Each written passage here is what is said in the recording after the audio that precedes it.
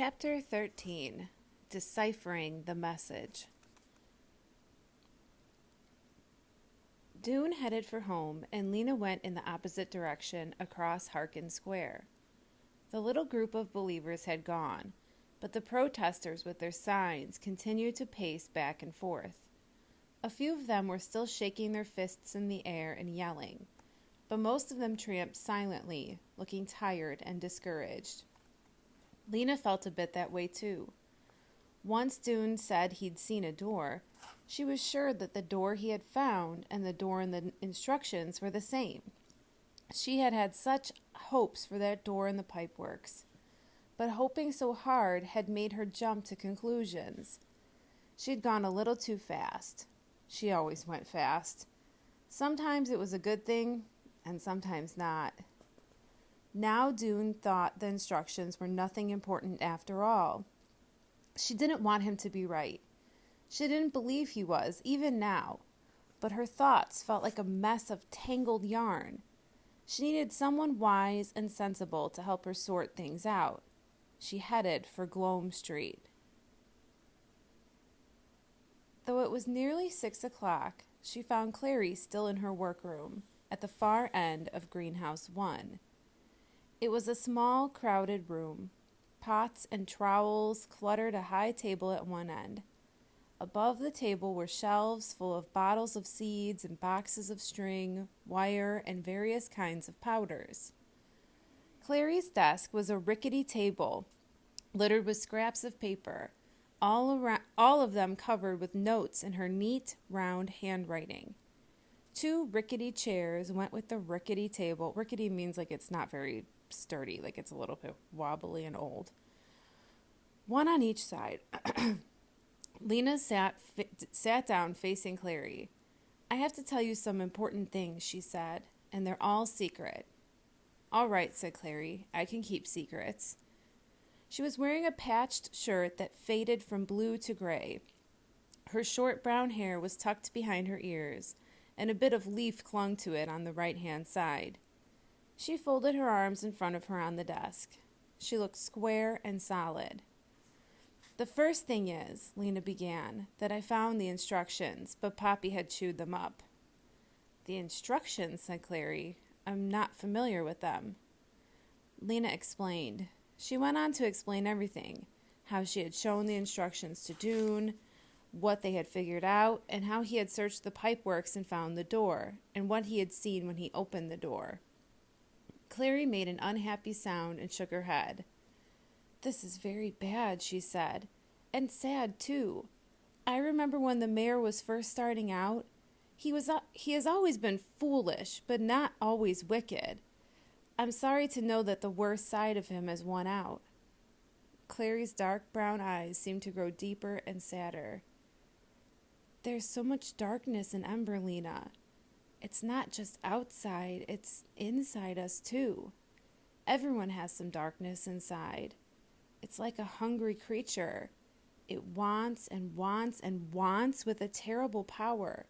And the more you give it, the bigger and hungrier it gets." Lena knew.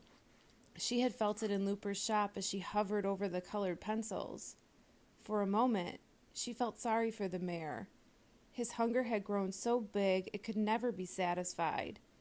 His huge body couldn't contain it. It made him forget everything else. Clary let out a long breath, and a few of the scraps of paper on her desk fluttered. She ran her fingers through her hair, felt the bit of leaf, and plucked it out. Then she said, "About these instructions." "Oh, yes," said Lena. "They might be important. Or they might not be. I don't know anymore." "I'd like to see them if you'd let me." "Of course you could see them, but you'll have to come home with me." "I'll come now then, if that's all right," said Clary. "There's plenty of time before lights out." Lena led Clary up the stairs and into her new bedroom at Mrs. Murdo's. "Nice room," Clary said, looking around with interest. "And I see you have a sprout." "A what?" said Lena. "Your beans," said Clary, pointing at the little pot of dirt on the windowsill. Lena bent to see what Clary was talking about. Sure enough, the dirt was heaving up a little.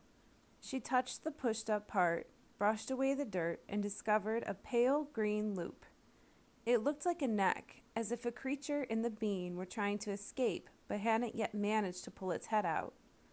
Of course, she already knew that plants grew from seeds.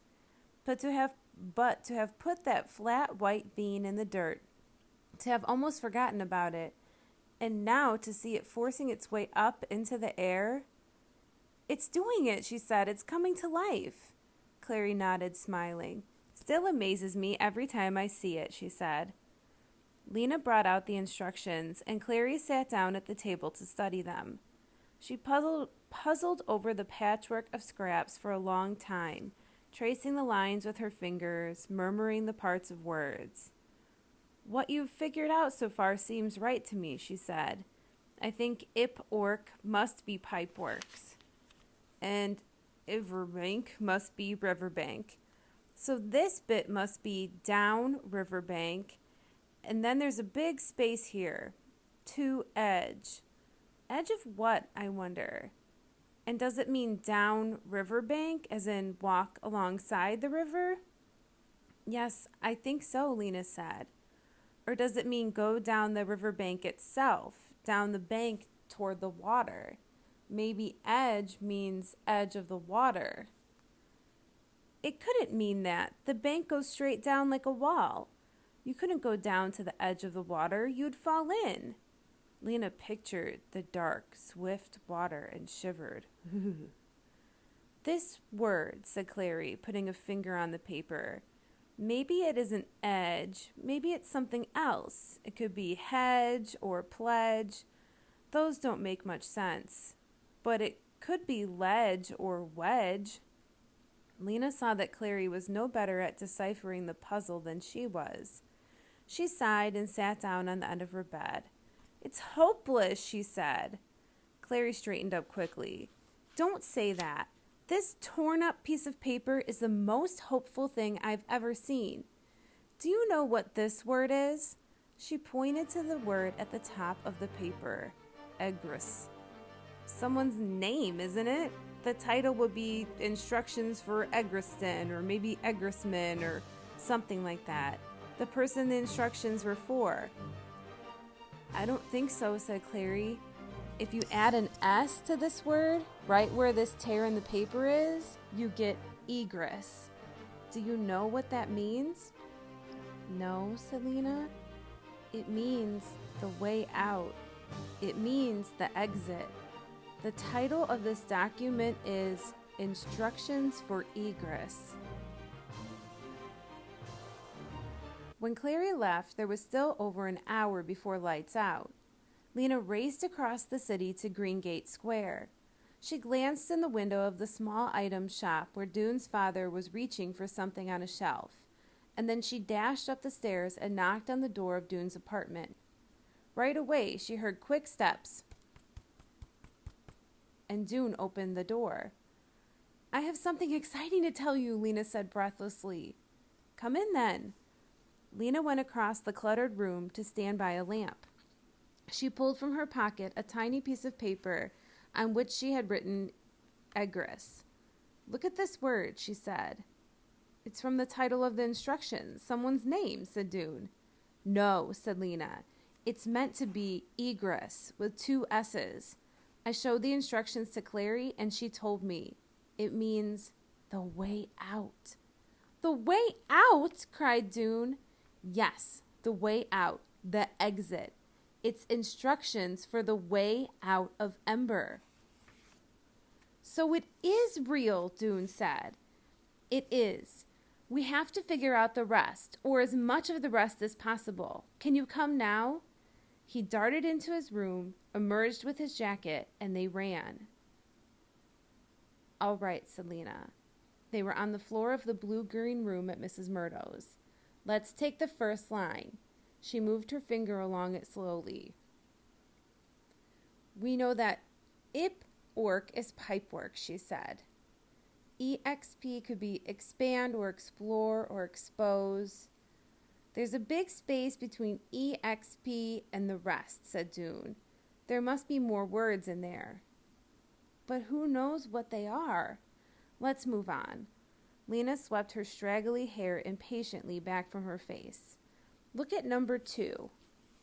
Lena put her finger on STON. What could that be? Maybe piston, said Dune. That's part of a machine, like the generator. Or maybe it's astonish. Or it could be... I bet it's just plain stone, said Lena. There's a lot of stone in the pipeworks. Dune had to admit this was probably right. So then he said it would be stone marked with E. He frowned at the next bit. This must be river's edge. Stone marked with E by the river's edge. They looked at each other in delight. E for egress, cried Lena. E for exit. They bent over the document again. There's not much left of this next line, said Dune. Just this part, which must say down riverbank to edge something. Edge of water would make sense, but right after edge there's APP. What would that be? Dune sat back on his heels and gazed up at the ceiling as if the answer might be there. Lena muttered, down riverbank to edge, edge. She thought of Clary's guesses about that line. Maybe it's ledge, she said. Down riverbank to ledge. There could be a ledge down near the water. Yes, that must be right. There's a stone marked with E, and down the riverbank at that point there's a ledge. I think we're getting it. Once again, they crouched over the page, their heads close together. Okay, Dune said. Line 4. This is where it says door, Lena said. Somehow the door is by the ledge. Does that make sense? And there's that small steel pan. What can that mean? What would a pan have to do with anything?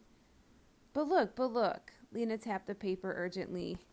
Here it says K-E, and here it says E-Y. It's talking about a key. But what is it a door to? Said Dune, sitting back. Remember, we thought about this before. A door in the bank of the river would lead under the pipeworks. Lena pondered this. Maybe it leads to a long tunnel that goes way out beyond Ember, and then gradually up and up until it comes out at the other city. What other city? Dune glanced up at the drawings tacked to the walls of Lena's room. Oh, he said, you mean that city. Well, it could be. Dune shrugged. I suppose so. Or it could be another city exactly like this one. That was a gloomy thought. Both of them felt their spirits sink a little at the idea. So they turned back to the task of deciphering. Next line, said Lena. But Dune sat back on his heels again. He stared into the air, half smiling. I have an idea, he said. If we do find the way out, we'll need to announce it to everyone. Wouldn't it be splendid to do it during the singing? Stand up there in front of the whole city and say we found it? It would be, Lena said, but that's only 2 days away. Yes, we have to hurry.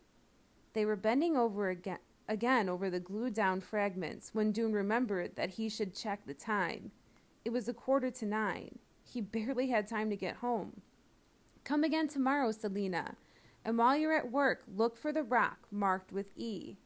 That night, Dune had trouble sleeping. He couldn't find a comfortable position on his bed. It seemed to be made up of nothing but lumps and wrinkles, and it squeaked and groaned every time he moved. He flailed around so much that the noise woke his father, who came to his room and asked, What is it, son? Nightmares? No, said Dune, I just can't sleep. Are you worrying? Frightened of anything? Dune wanted to say, Yes, father. I'm worried because the mayor of our city is taking for himself the things that people need. And I'm afraid because any day our lights could go out forever. I'm worried and afraid a lot of the time, but I'm also excited because I think there is a way out, and we might find it. And all those feelings are whirling around in my head, which makes it hard to sleep. He could have told his father everything. His father would have plunged in with great enthusiasm. He would have helped them decipher the instructions and expose the mayor's thievery. He would even have come down into the pipeworks and helped search for the rock marked with E. But Doone wanted to keep these things to himself for now. Tomorrow, the guards would announce that an alert young boy had uncovered the mayor's crime, and his father, hearing the announcements along with the rest of Ember, would turn to the person next to him and say, "That's my son they're talking about. My son!" So in answer to his father's question, he simply said, "No, Father, I'm all right." "Well then, see if you can lie still," said his father. "Good night, son," he added, and closed the door. Doone smoothed out his covers and pulled them up to his chin. He closed his eyes, but still he couldn't sleep. So he tried a method that had often worked for him before. He would choose a place he knew well, the school for instance, and imagine himself walking through it, picturing it as he went in minute detail. Often his thoughts would wander, but he would always bring them back to the imaginary journey, and something about doing this would often make him sleepy. This night, he decided to retrace his explorations of the pipeworks.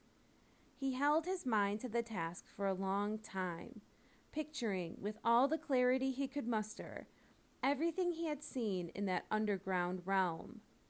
The long stairway, the tunnels, the door, the path along the river, the rocks along the path. He felt sleep drawing closer, a heaviness in his limbs. But just as he was about to give into it, he saw in his mind's eye the wrinkled rocks that bordered the river at the west end of the pipeworks, the rocks whose strange ridges and creases had reminded him of writing. His eyes flew open in the dark, and his heart began to hammer. And he gave up on sleeping and lay in a state of terrible impatience for the rest of the night.